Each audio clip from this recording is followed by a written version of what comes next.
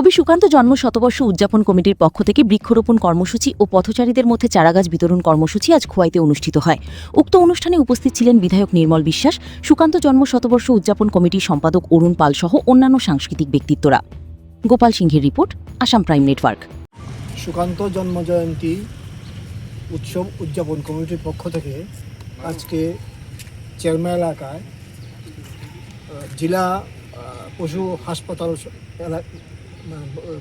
সীমানা এলাকায় আমরা বৃক্ষরোপণ অনুষ্ঠান এখানে উদযাপন করছি। আমাদের সঙ্গে আছেন আমাদের এলাকার প্রিয় বিধায়ক নির্মল বিশ্বাস সহ সুকান্ত জন্মজয়ন্তী উদযাপন কমিটির সম্পাদক এবং কমিটির সদস্যবৃন্দ। আমরা সবাই এখানে উপস্থিত আছি।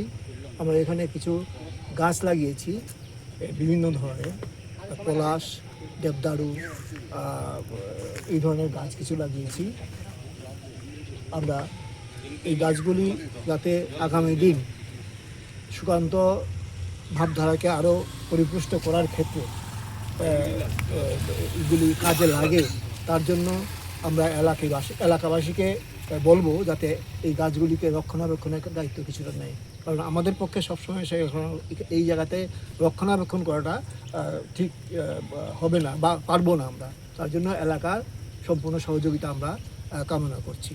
আমরা শুধু গাছ লাগানোই নয়, কিছু ফলের গাছ যেমন কাঁঠাল, আম, জলপাই এবং কামরাঙ্গা, এইগুলি আমরা বিতরণ করব ওই 2 নম্বর বাজার এলাকায় চিনিছড়া। আমরা এগুলি নিয়ে যাবো, এখানে মানুষের মধ্যে এগুলি করবো এবং সুকান্ত জন্মজয়ন্তী উদযাপন কমিটির পক্ষ থেকে তাদেরকে আহ্বান জানাবো যাতে সুকান্ত ভাবধারাকে আরও বেশি প্রচার করে, যেটা এখনের সময়ে বিশেষ প্রয়োজন। সাম্যবাদী চিন্তাভাবনা আরও বেশি করে প্রসারিত করার ক্ষেত্রে এই বিষয়টা মাথায় রেখে আমরা আমাদের এই কাজগুলি সম্পন্ন করছি। আশা করি সবাই সহযোগিতা হাত বাড়িয়ে দেবেন এই বলে সবাইকে অভিনন্দন জানিয়ে